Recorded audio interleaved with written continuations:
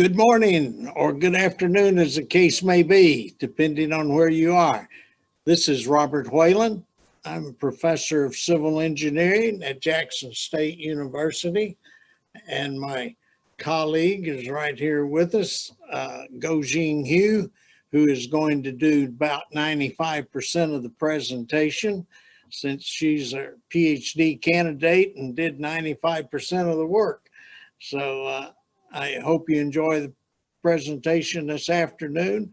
We'll take questions at the end. You can send the questions over the chat box at any time, and we'll address them all at the end of the presentation.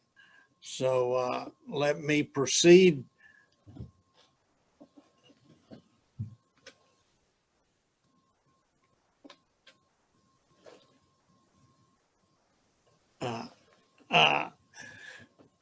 We'll have a couple words about the Stride Consortium. It's led by University of Florida, Gainesville, Florida. It's a Southeastern Regional Transportation Center, and there are 10 members of the consortium. We're, of course, in Mississippi, and you can see where the other members of the consortium are. And in the next couple months, you can hear some good presentations, webinars from some of our consortium colleagues. Let me turn things over to Guojing now, our PhD candidate. Okay, hello, good afternoon, everyone. I am Guojing Hu, a PhD candidate in the Jackson State University, and I will present the research on macroscopic fundamental diagram and CAV on behalf of our team. As we all know, with the development of connectivity and automation technology, there will be more CAVs entering the road network. 100% deployment of CAVs will significantly increase the road capacity. However, it will be a long transition time before all the human driven vehicles are replaced by the CAVs. During this transition time, CAVs and HVs will mix together on the roadway. Then, how to control the CAVs in the mixed traffic flow to make the traffic run efficiently is a key problem. And how the penetration of CAVs will influence the macroscopic characteristics. For example, the capacity of the mixed urban street is also our study. Furthermore, CAVs have the potential to stimulate travel demand, especially who are too young or too old to drive and the disabled. How to overcome the demand uncertainty problem in road network design is still challenging for transport planners. Aiming at these three problems, our project is devoted to the three challenges.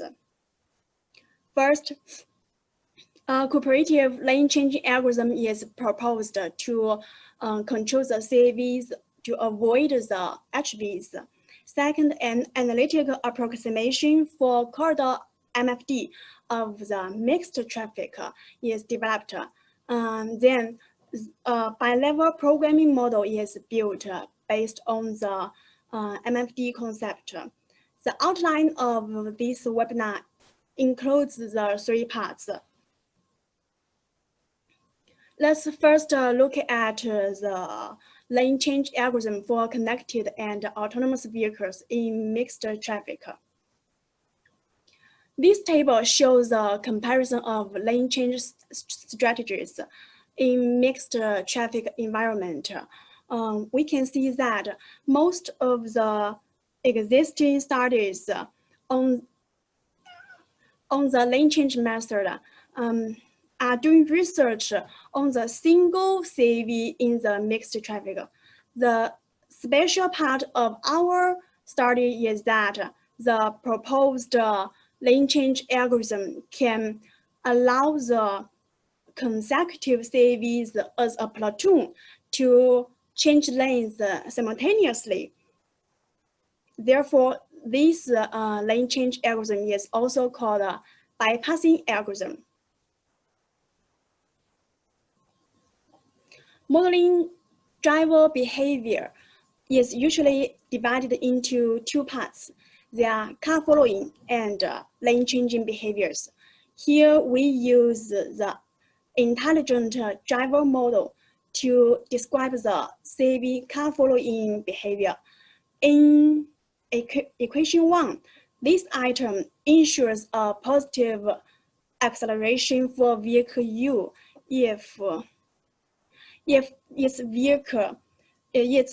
its velocity is below the desired speed. This item is designed to preclude crashes by forcing vehicle U to decelerate if its preceding distance is shorter than the desired distance at start. Then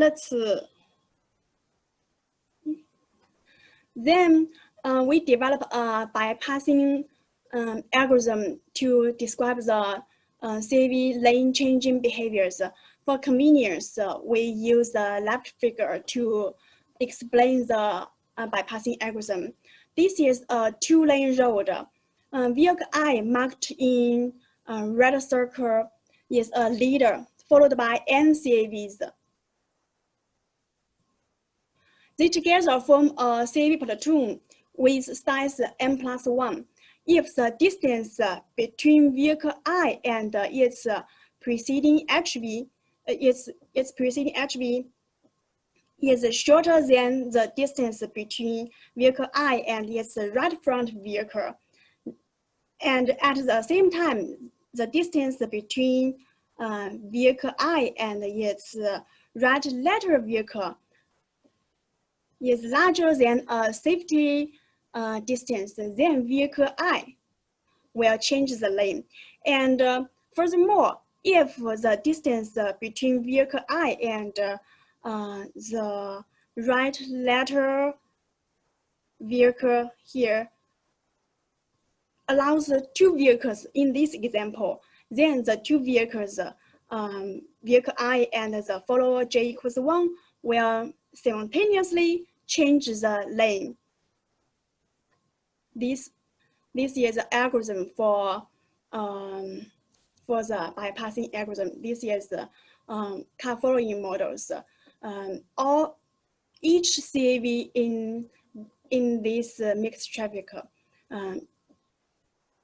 drives based on the intelligent driver model that we described just now.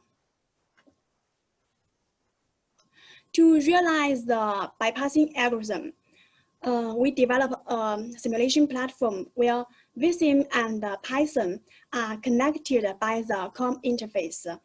In the platform, Vsim is used for simulation initialization, HV, driver behaviors, and data generation.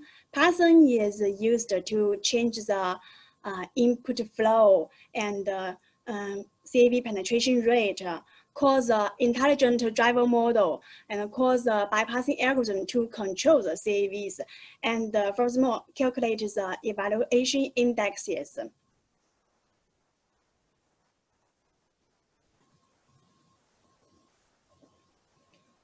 In the simulation, a 2-kilometer two-lane highway is created in Vsim. Input flow ranges from 500 vehicles per hour to 3,500 vehicles per hour. And the CAV penetration rate ranges from 0 to 1. 1 means the 100% penetration. On the input flow of 1,500 vehicles per hour and the CAV penetration rate of 50%, the CAV tracks with and without the bypassing algorithm is presented here. A a steeper line means a higher speed. So we can see that almost all the CAVs have higher speeds. All the CAVs with the bypassing algorithm have higher speeds than the CAVs without the bypassing algorithm.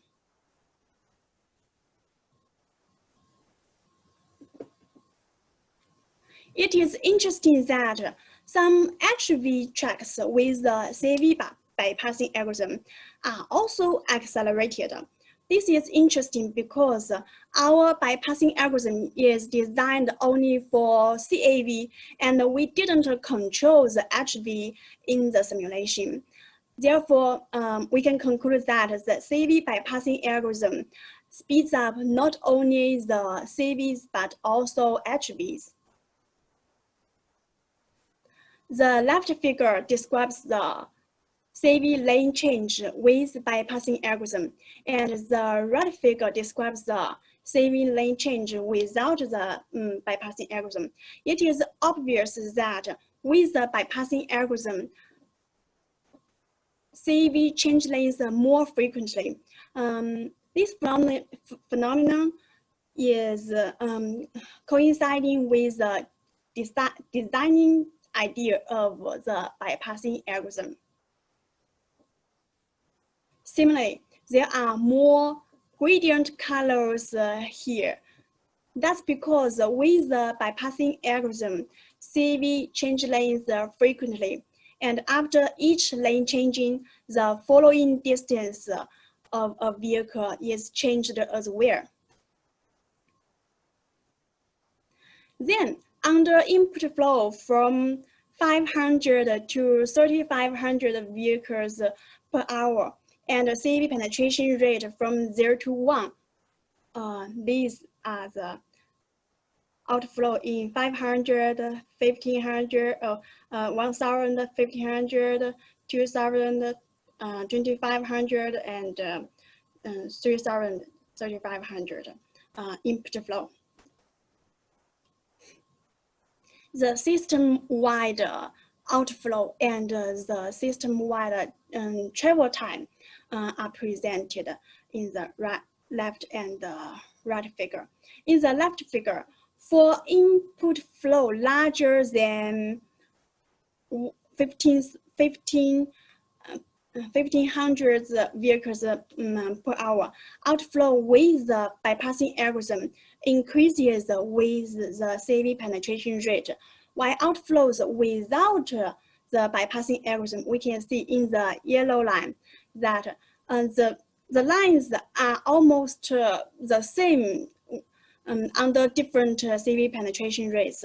In the right figure, for all the input flows from 500 to 3,500 vehicles per hour, travel time with the bypassing algorithm is significantly reduced with the CAV penetration rate, while travel time without the bypassing algorithm decreases slightly with the CAV penetration rate.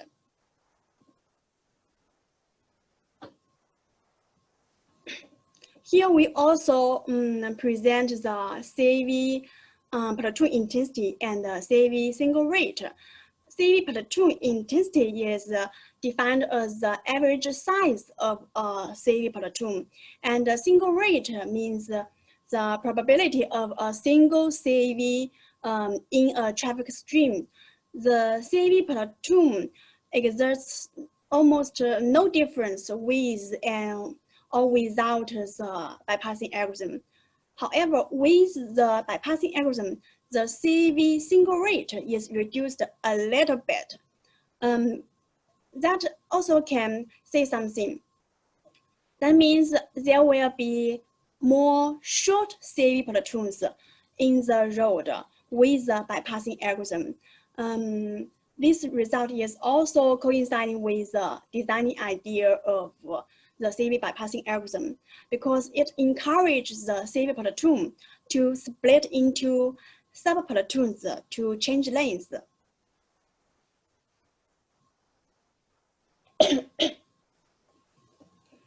In this study, the VCM preset models are used to simulate the human drive vehicles, and the intelligent driver model is used to determine the CAV accelerations.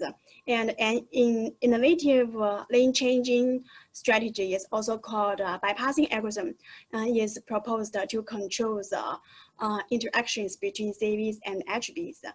Through the VSIM simulation in a 2-kilometer highway, the capabilities of the developed lane change algorithm informing CAV platoons, splitting platoons into sub-platoons and changing lanes to bypass HVs are verified. The bypassing algorithm is proved to benefit not only CAVs, but also HVs in travel speed. The simulation results also show the predominance of the bypassing algorithm in improving system performance for the mixed traffic flow, specifically under different inflows and CAV penetration rates. The proposed bypassing algorithm can reduce the system travel time, improve freeway outflow, and in comparison, the CAV technology without a bypassing algorithm has limited effect in outflow and travel time. Second, let's look at the analytical approximation for the corridor MFD in mixed traffic. In 2008, Jeremias and D'Agenzo first verified the existence of MFD, linking specimen flow, density, and the speed on large urban areas through the field experiment data of Yokohama. The general shape of an MFD is drawn here.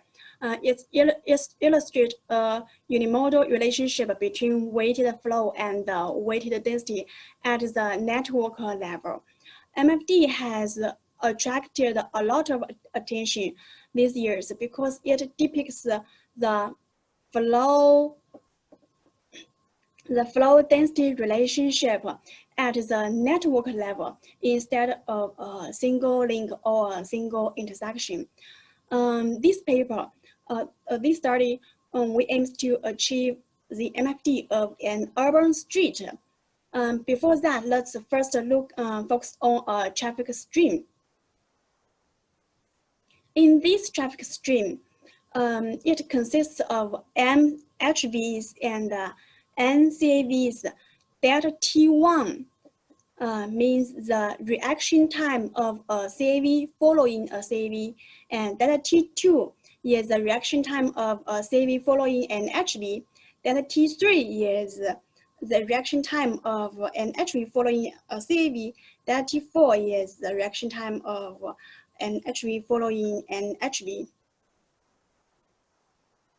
The flow density relationship of a traffic stream is usually represented by the triangular fundamental diagram.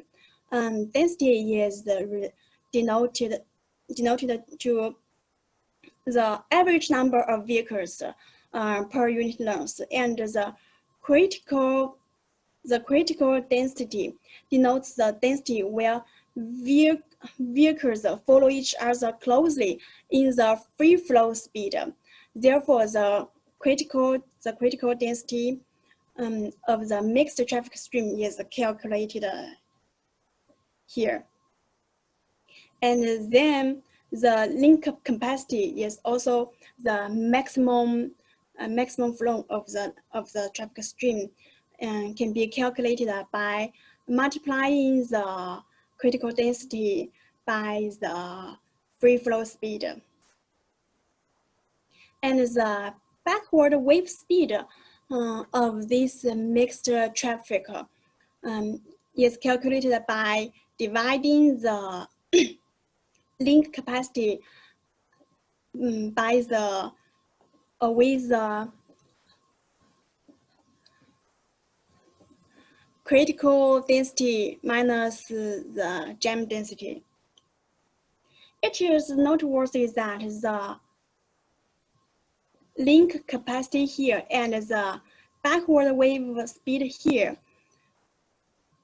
are related to the reaction times delta T1, delta T2, delta T3, delta T4, and the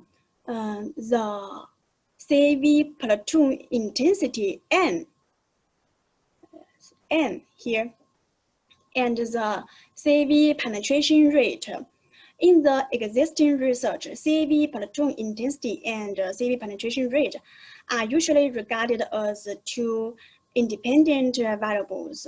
However, unless the CAV controlling algorithm predetermines a specific number of platoon size, the CAV platoon intensity should be related to the CAV penetration rate. This figure is from the simulation in the 2-kilometer highway in the last study. We can see that except for the case of low inflow and the case of penetration rate of 1, the increasing trends of CAV platoon intensity with the CAV penetration rate are similar for different inflows from 1,500 to 3,500 vehicles per hour, and their relationship seems like an expositional function. Therefore, we use the Monte Carlo method to simulate the relationship between CAV penetration, CAV platoon intensity, and CAV penetration rate. The result is shown here. The two terms are fit the expositional function perfectly, and we can express the CAV platoon intensity with the CAV penetration rate like this. Here 20, we select 20 as the maximum platoon size by considering the CAV communication range. Then we replace N in the previous slide here in the link capacity and backward wave speed. With this function, we can derive the link capacity and backward wave speed of the mixed traffic stream like this. The two terms will be used further to obtain the MFD of an urban corridor. Then let's look at the method of cut, which is derived by D'Agenzo and Liminus in 2010 to obtain the MFD of urban street. There are 3 observers moving at speeds 0, UF, and negative backward wave speed, and correspondingly, there are 3 upper cuts to form the upper bound of an MFD. The 3 upper cuts are Q1, Q2, and Q3. And the 3 families of upper cuts for an MFD, we can see that they are related to the link capacity here, Qmax, and the backward wave speed here. Then we use the previously obtained link capacity and backward wave speed in this in the method of cut. Then we can obtain the corridor MFD of mixed traffic. We conducted this experiment in an urban corridor of San Francisco with similar scenario settings as referenced in D'Agenzo and Jeronimus. The parameters used include the average link length, the free flow speed, and the jump distance, the green time of each signal, and cycle time of each signal, offset of each signal. And the maximum, this is the maximum intersections that an observer can move without a stop. This is the first family of the uppercuts. This is the second family of the uppercuts, and this is the third family of uppercuts. And the three families of uppercuts form the upper bound of an MFD when the CAV penetration rate is 0.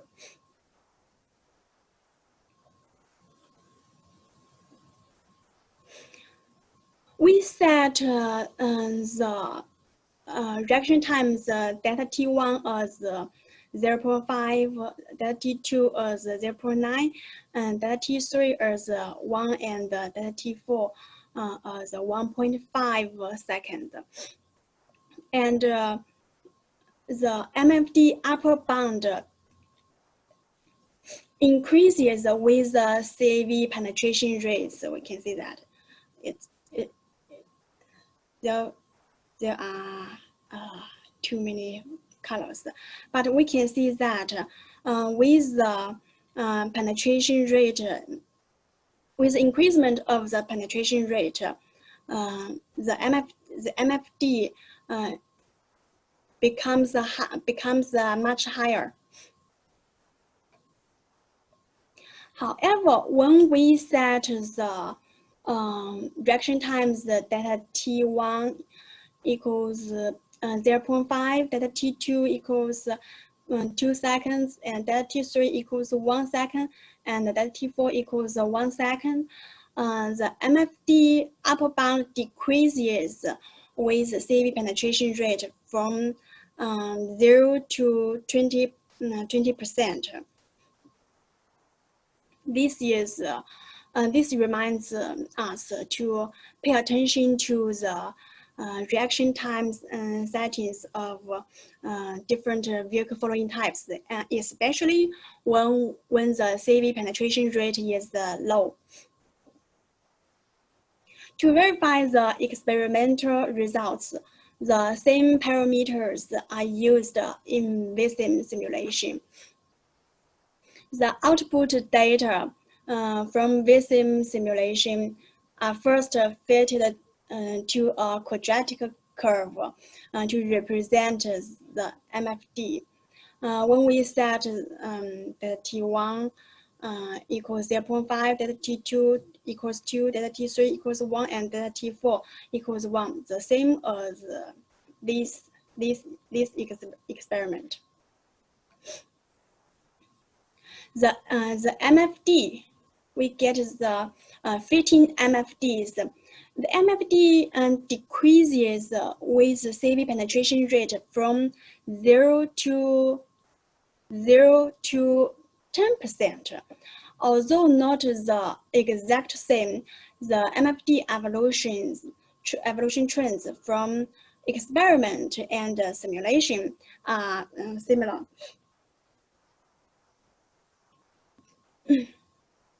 In this study, the link capacity and backward wave speed of a mixed traffic stream is formulated, taking the reaction time of different vehicle following types, CAV penetration rate, and CAV platoon intensity into account.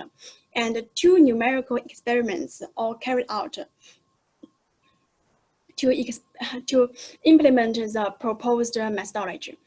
The experimental results remind traffic operators and vehicle industries to be careful of the potential impacts of of different CAV technologies on corridor capacity, especially pay attention to the reaction time settings of different vehicle following types for low CAV penetration rates. The simulation in VISIM presents a similar conclusion with the experiments. Finally, let's look at the MFD-based discrete transportation network design. CAVs could encourage longer distance travel and increase total vehicle kilometer traveled by reducing travel and parking costs and by providing improved mobility to those who are too young to drive, older people, and the disabled. Therefore, the advent of CAVs will bring uncertainty to the future travel demand. However, most of the existing discrete network design problem focus on the minimizing the total travel time, which is hypersensitive to the OD demand. A more robust measurement index is necessary for DNDPs. And MFD is an attribute of the network infrastructure and the control strategy implemented. It implements that fluctuations of traffic demand could not change the shape of MFD, except the abrupt fluctuations of traffic demand. But modifying the road infrastructure or signal control can really make a difference to an MFD. Therefore, this study adopts MFD as the objective function to evaluate the network design solution. Here we use bi-level programming to describe the DNDP. In the upper level, the candidate link is selected under the constraint of budget. Afterwards, the traffic flow will be assigned in a user optimal manner in the lower level. Then, through simulation in VISIM, the extended network MFD and capacity can be obtained. The candidate road that achieves the maximum network capacity can be seen as the optimal solution.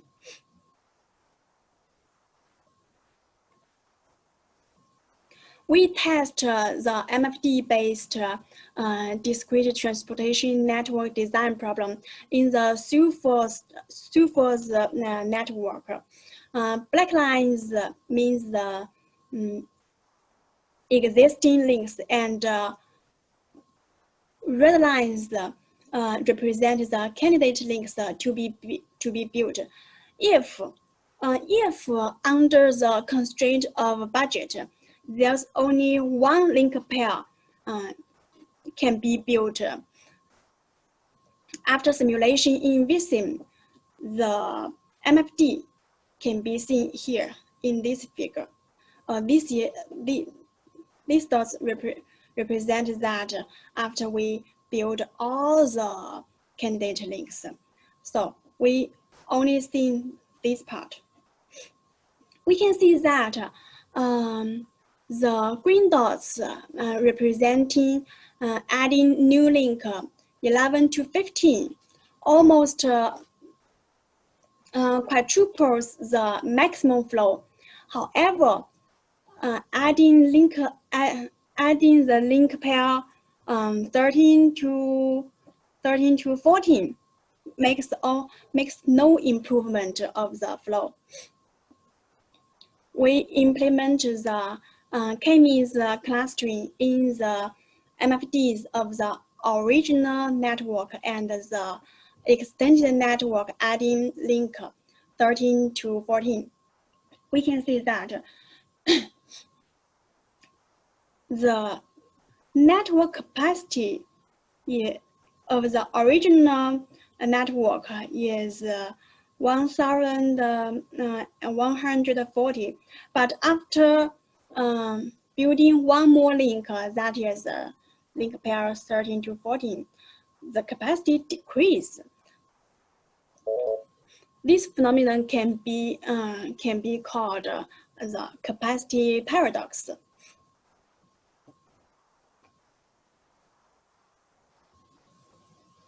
This figure shows the MFD of the extended networks, adding 3 links and 4 links. The difference is the three links don't have the link pair 13 to 14. We can see in the magenta line that once the density approaches 150 vehicles per kilometer, no more vehicles are allowed to enter the network. Traffic congestion spreads very quickly. Both the density and the flow will experience a very sudden drop, eventually forming a traffic standstill. This phenomenon is called a clockwise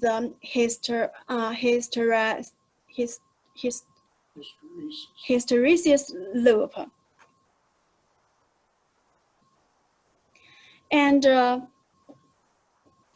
for the green dots represent the extended network only adding 3 links, but after the density of 150, although the network flow will gradually decrease, but more vehicles are still allowed to enter the network.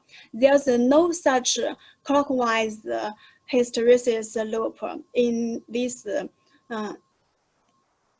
extended network. So it is verified again that building more roads is not always better.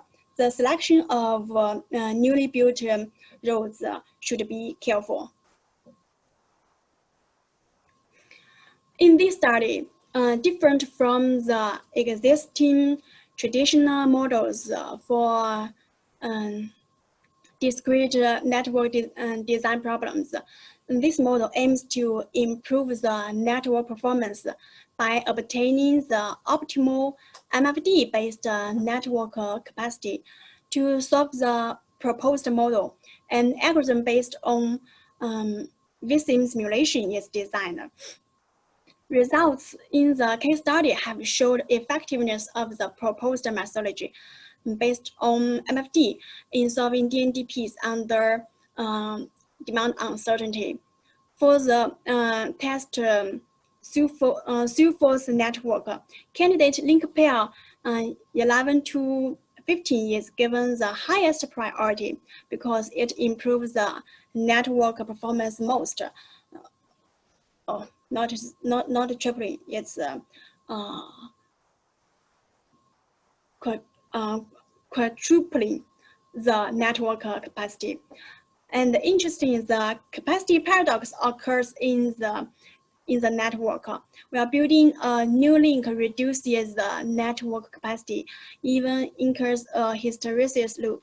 The proposed approach has the ability to avoid the capacity paradox because pursuing a new network with higher capacity is the objective of this research.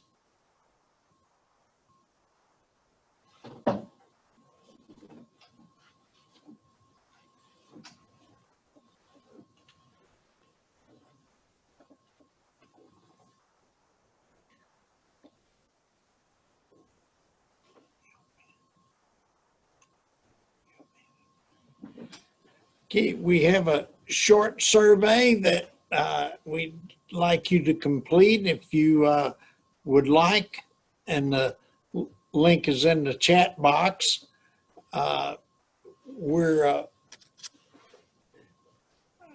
We'll address any questions that have been submitted, plus we'll give you a couple minutes to submit any more questions that you might like. Can you advance? Yeah. And